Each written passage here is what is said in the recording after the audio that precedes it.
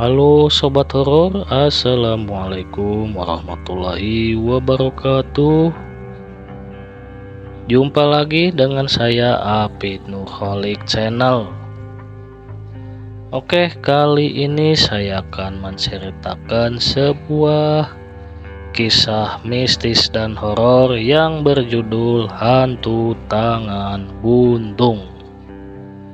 Oke, sebelum kita menuju ke ceritanya, jangan lupa subscribe channel ini. Oke, kita langsung gaskeun ke ceritanya. Welcome.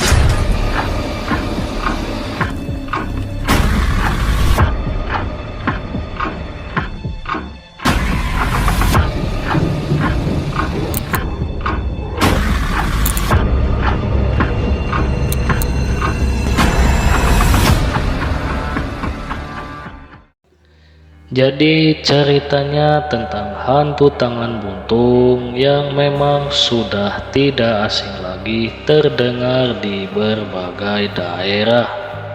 Entah apa visi dan misi sosok lelembut itu menampakkan diri dengan wujud sebagai sebuah tangan dan kerap terlihat menyeramkan. Di beberapa daerah, hantu ini juga kerap diceritakan mampu mengejar seseorang hingga ketakutan karena seram. Salah satu kisah lucu sekaligus seram dialami oleh Ridwan yang mengaku pernah dikerayangi makhluk gaib berwujud tangan buntung sewaktu tengah tidur di rumah temannya.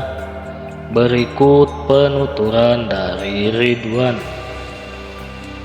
Kejadian ini sebenarnya belum lama terjadi, tepatnya sekitar awal tahun 2016, di mana Ridwan dan teman-teman tengah berburu batu akik karena waktu itu tengah booming-boomingnya jenis batu akik berhodam.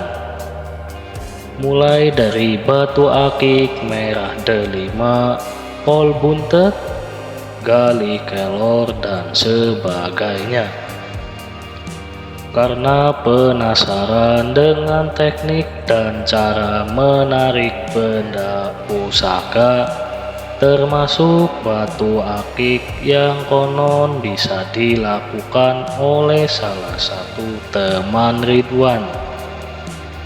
Akhirnya Ridwan memberanikan diri untuk mengikuti perjalanan malam guna mengambil benda pusaka di sebuah pemakaman umum tak jauh dari rumah teman Ridwan.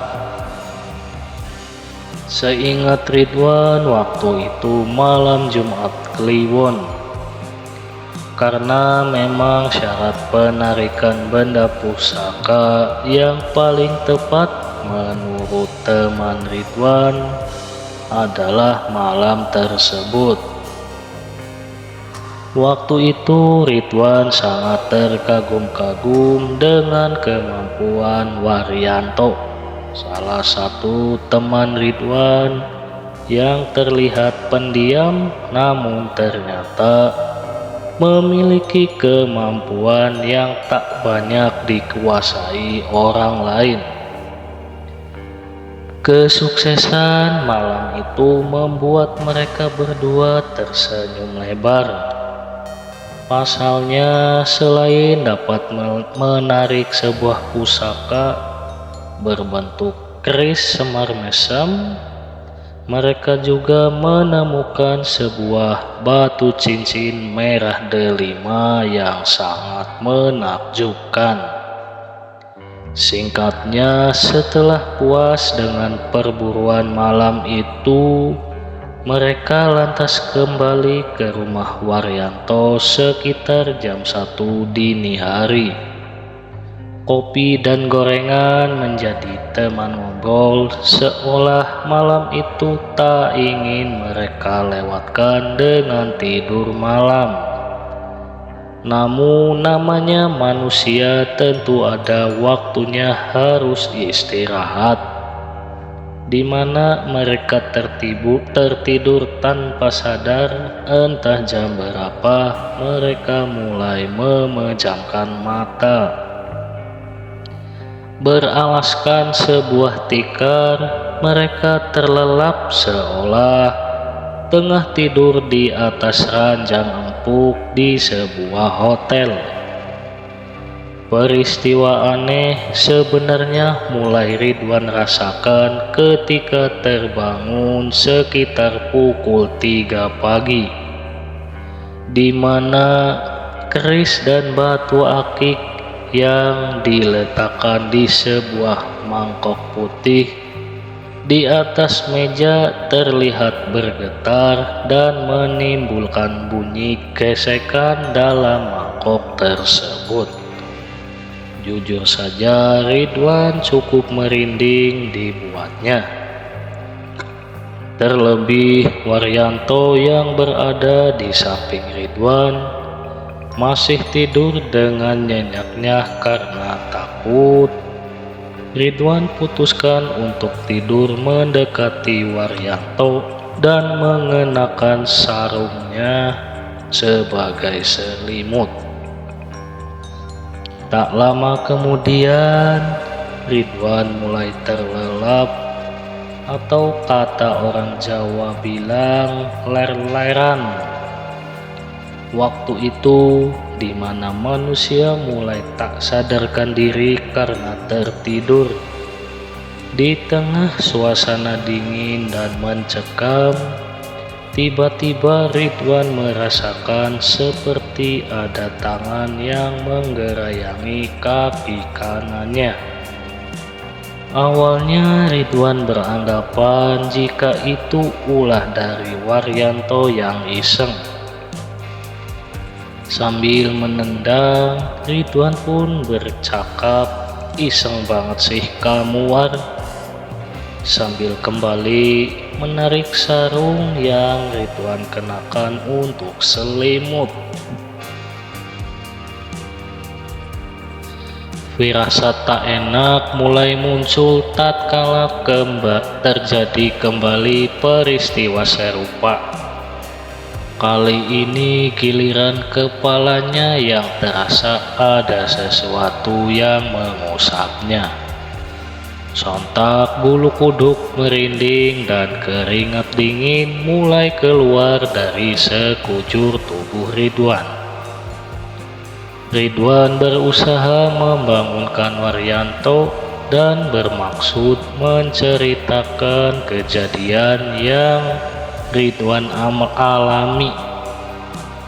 Mungkin karena saking capeknya dengan kegiatan semalam, Waryanto tidak bergeming sedikit pun mendengar bisikan Ridwan. Lantas daripada ketakutan, Ridwan putuskan untuk kembali merebahkan diri dan tidur lagi. Waktu inilah sosok makhluk gaib, entah itu jin atau hantu tangan buntung, terlihat merayap dari jendela dan langsung menggerayangi seluruh tubuh Ridwan di dalam sarung yang Ridwan kenakan. Sontak Ridwan pun menjerit ketakutan yang kemudian membangunkan Waryanto dari tidurnya. Setelah menceritakan perihal kejadian yang barusan Ridwan alami, akhirnya kemudian Waryanto mengambil air wudhu dan qomat kamit membaca doa untuk memagari tubuh Ridwan. Sekaligus keris semar mesem dan batu akik merah delima yang tadi mereka dapatkan. Menurut penuturan Waryanto, hantu tangan buntung itu merupakan perwujudan si empu pusaka yang telah mereka ambil. Dia berusaha ingin mengambil kembali benda-benda miliknya yang mereka ambil dengan paksa. Hingga adzan subuh, sosok hantu yang menggerayangi Ridwan tadi tak lagi menandakan menampakkan diri maupun usil lagi terhadap Ridwan. Oke, demikianlah kisah cerita mistis dan horor kali ini. Semoga dapat membuat sobat horor semua merinding. Jangan lupa like, komen, dan subscribe. Sampai jumpa lagi di cerita mistis dan horor selanjutnya dengan cerita yang berbeda dan seru. Akhir kata saya ucapkan wassalamualaikum warahmatullahi wabarakatuh.